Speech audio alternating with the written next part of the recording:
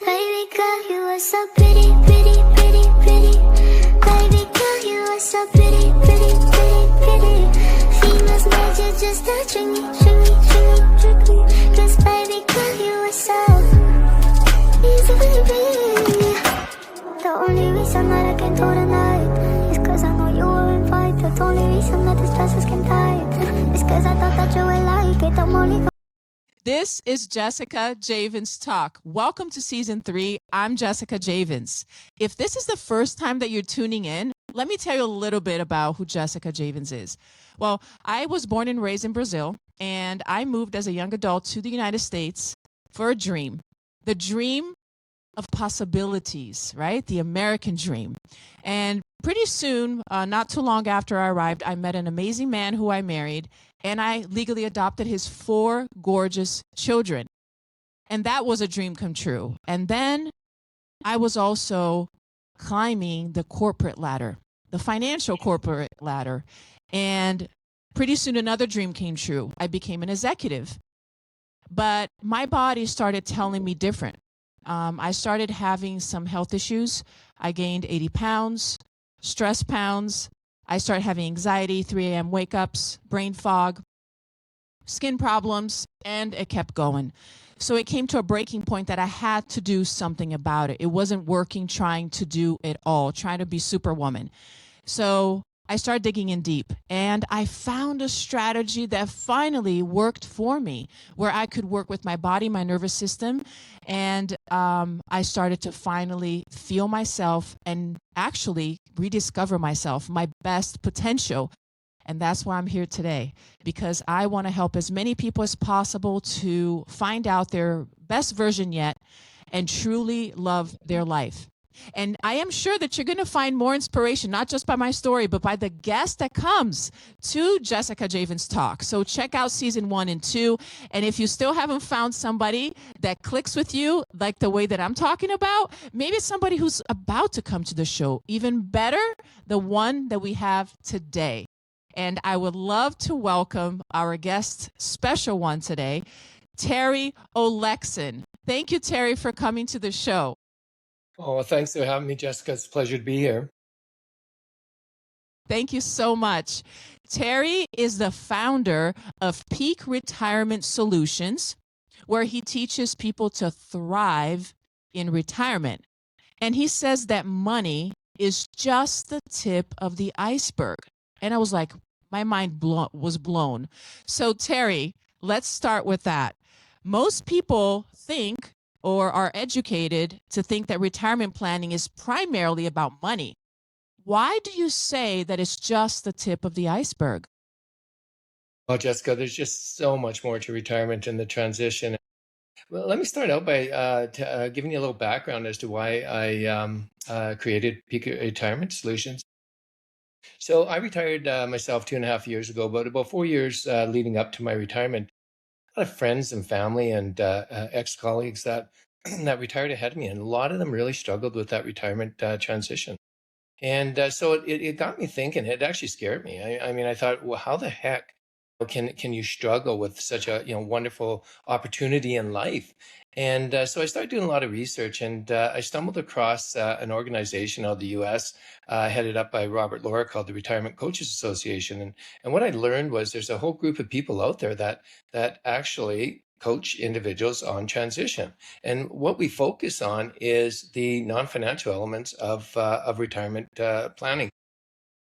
So you're probably asking yourself, well, what are those non-financial elements? Well, it starts out with physical health, mental health, social connection, finding that post-career purpose and meaning. That is huge. And of course, replacing that the workplace identity, which for many people can be very strong.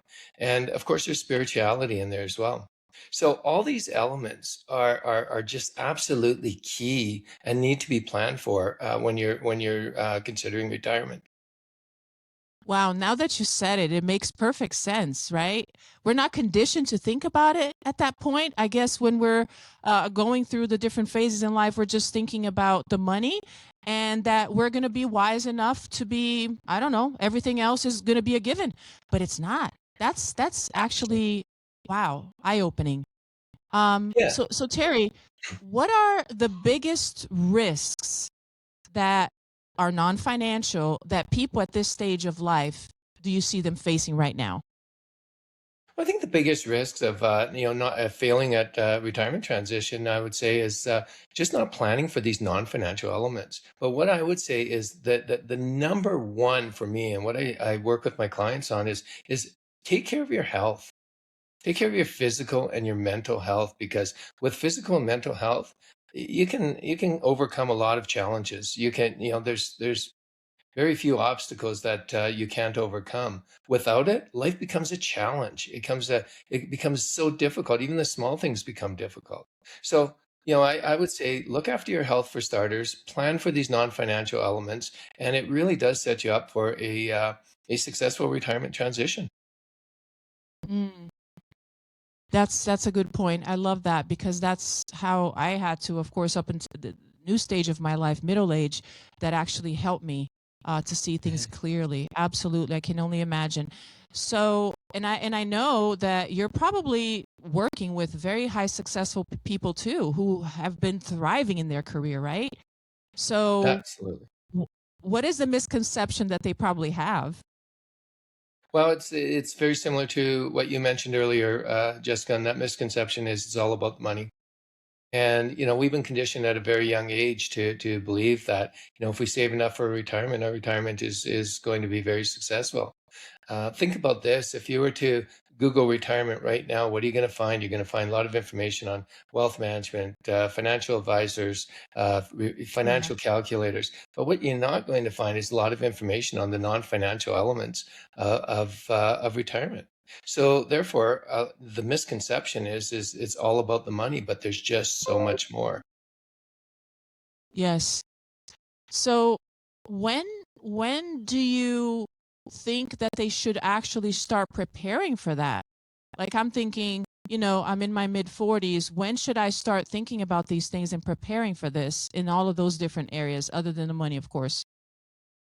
Well, I think that sweet spot is probably 5 years out. I mean, that seems to be, a good time, because, the longer I think the awareness should start earlier. The awareness that, these elements exist should start earlier, but the actual planning process, I mean, I wouldn't, personally, I wouldn't start much later than 5 years out, because so much changes. And, going in there and having a solid, holistic plan that includes finances, includes the non-financial elements, 5 years out, it might even change 3 or 4 times, maybe 10 times, by the time you retire, but at least you have a plan. At least you have the awareness and you're working towards the retirement transition. I love that. It's just even at the 5 years makes sense, right? That you said in my mind, but the awareness even much earlier is very important. So I love that. Do you see people actually, the ones that maybe do or don't have the awareness, do you see procrastination happening? Absolutely, Jessica. And I'd say the reason that, there's procrastination is because everybody believes that retirement is that magic pill. So why plan? I mean, it's a magic pill. How many people do I know that, just they're looking forward to that retirement date, and it's going to be bliss. And that's all they can think Yeah. about. It's going to be bliss. But, when you lose, all those aspects of the workplace, and it all becomes to an abrupt end, it's very, very difficult. I mean, you lose your structure, you lose your routine, you lose some of your social networks. And so this is why the preparation is just so important, because when you wake up in the morning and you have no commitments, no obligations, you have no alarm clock to wake up to. It is bliss for a period of time. We call that the honeymoon period. But then one day you wake up after that honeymoon period is over, and you find something's missing. You start feeling this void, and that's when, where the planning would have perhaps eliminated that void, and you're not going to spend the first 2 years of your retirement, those valuable years where you're healthiest and have your most energy, trying to figure it out. That makes sense. It's funny because we tend to project maybe things that we're going to be feeling or going through based on how we feel right now. Like I'm thinking, what's the next step of my life or even my career? But my point of reference is how I feel about myself right now. So, and it's not going to be necessarily that way. So that's a very good point. Now, if you had to describe here to our listeners in an easy way for them to understand, what is a well-designed retirement? How does that look like? Like, give me some practical or maybe some examples of what you see your clients doing or what you recommend with your work. Yeah, so Jessica, I think every plan, good, well-designed plan, starts with your values. Understand your values. And if you understand your values, there's a great quote by Roy Disney. It says, if your values are clear, your decisions become easy. And I think that is just so true. And use those values as your guidepost, as your GPS, so to speak, for your retirement. And I think if you understand your values and don't let others influence your retirement plan. There's just so many people that are checking boxes because it's the cool thing to do and that's what their friends are doing. It's your retirement, Jessica. So a good retirement plan caters to your values. It is so important that it's your plan, it's not somebody else's. And another thing that you have to consider, if you have a significant other in your life, make sure that you've discussed your retirement plan with that significant other, Wow. because it's so important. You need alignment. And it doesn't mean you have to do all the same things and have all the same interests, but you need alignment in that plan. So if I were to just recap, is start with your values, make it your own, and include your spouse. You said three very, very important things. And it's funny because I didn't think about them until you brought them up. But again, it makes perfect sense. Our values. And throughout life, we're challenged by them.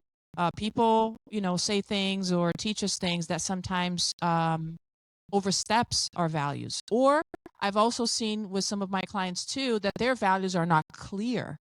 So they need to make that clear. And sometimes that can change throughout life, sometimes it doesn't. But that needs to be clear in order for them to be loyal to themselves and it's for it to be aligned with themselves. So I think that's beautifully said is that part. I think that's probably the foundation, right? Like you said, it's like where everything needs to be built on. Correct. Um, I also love the fact that you said that it's your own. So because when you're thinking about this, oh, what would you love to do? I'm thinking cruises. I love cruises. I'm like, I'm doing cruises, right? Or whatever it is. And of course, when you see I go to, I don't know, Costco or anywhere, they have all these plans and the advertisement and showing that the beautiful time of your life of retirement, right? About traveling. But you're saying that doesn't necessarily is what connects to me. I need to find that out without the influence of people or media, right? 100%. It's find what works for you, Jessica. I mean, I'm going to give you an personal example. So, a lot of our friends, most of our friends, travel is a big part of their retirement, and their budget is geared towards retirement. They spend a lot of time away from the home.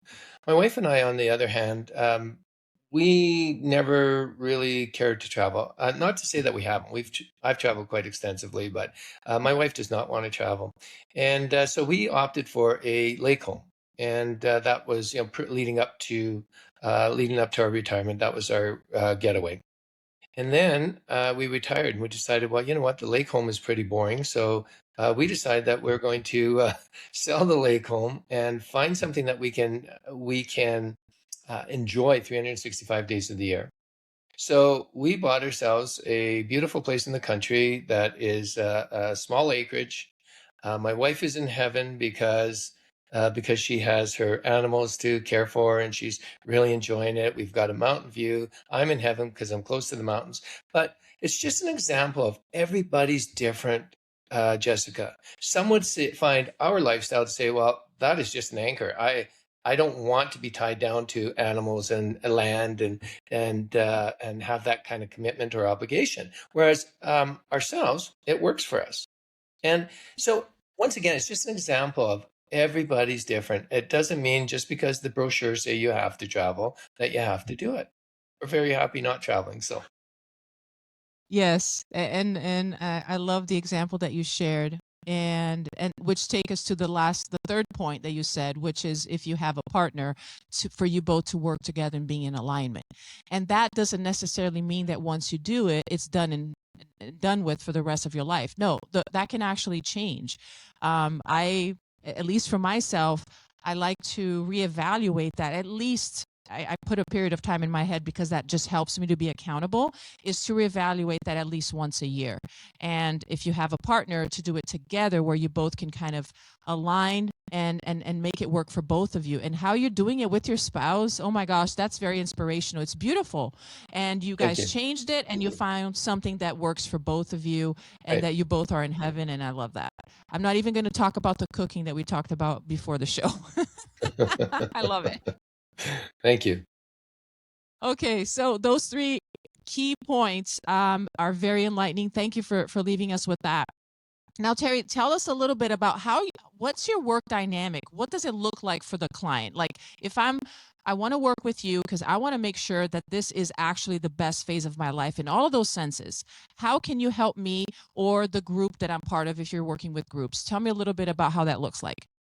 Yeah, great question, Jessica. So it starts with education. So just making people aware that there's just so much more to retirement transition than finances, and sometimes it's eye opening for a lot of people.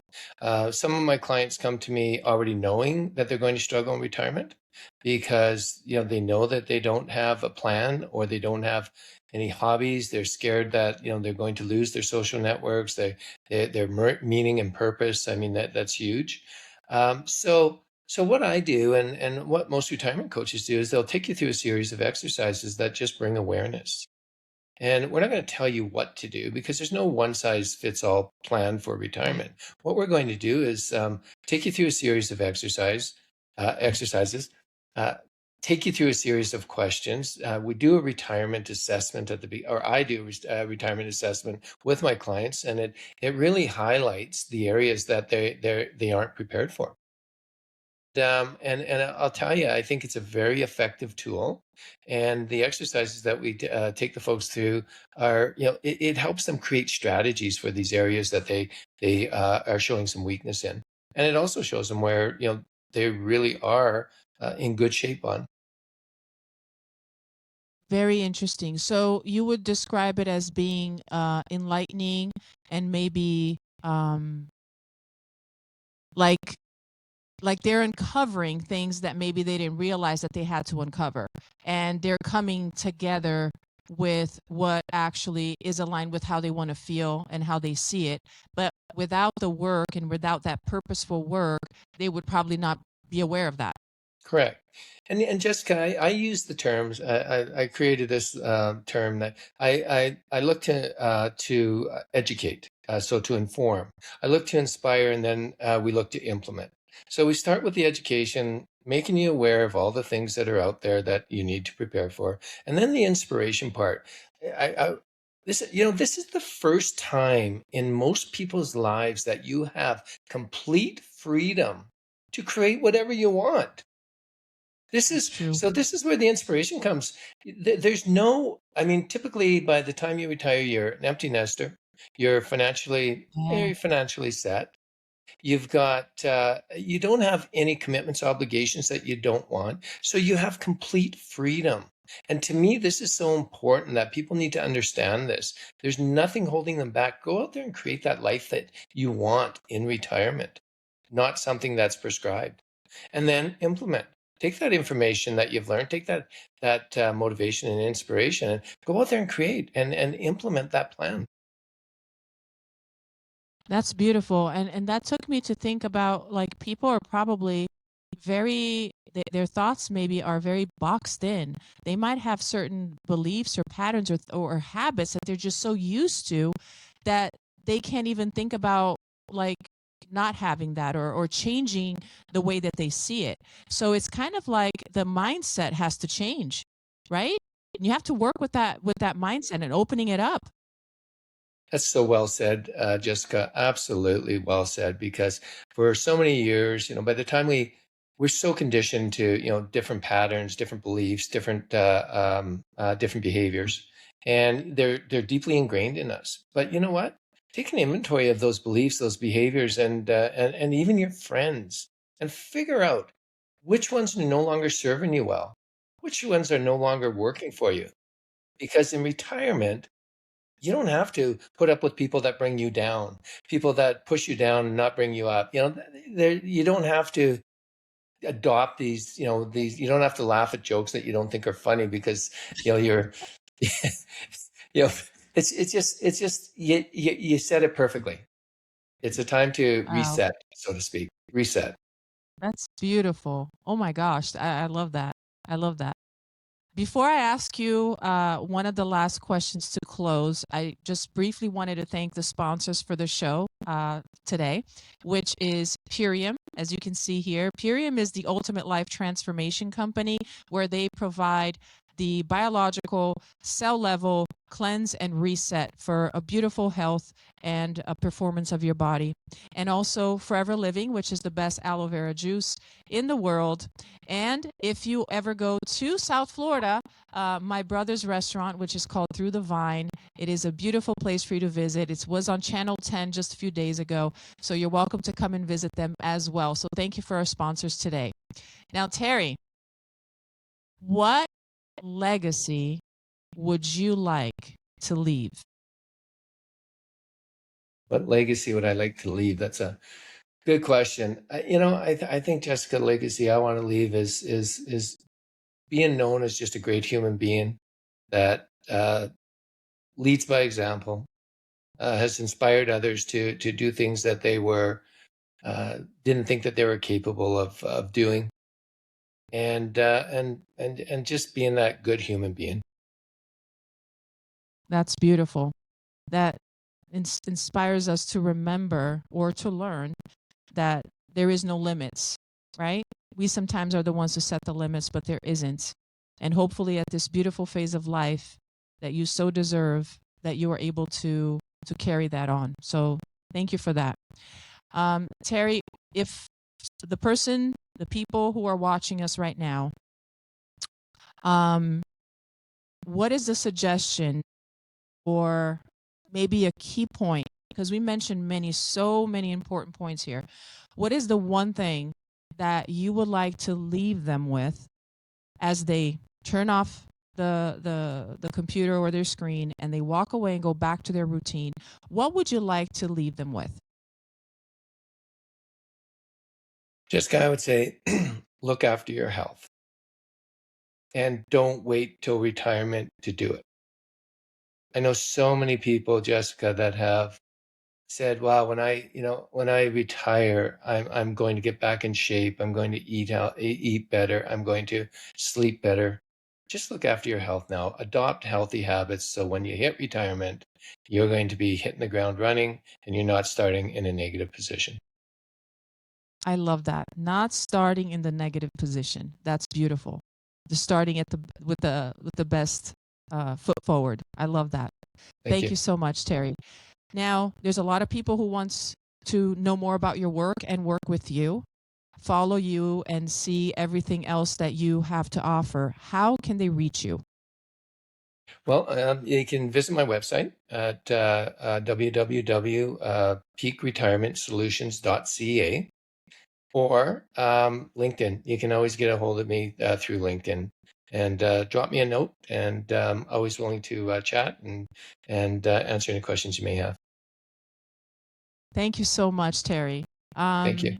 You being here was a privilege, a light bulb enlightenment for most people that think that money is the only thing that you should be saving and preparing for retirement.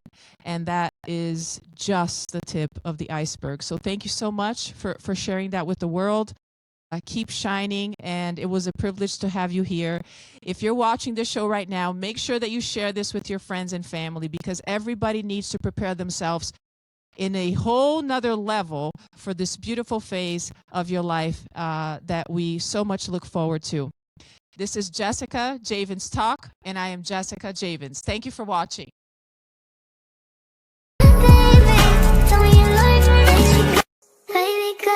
so pretty, pretty, pretty, pretty.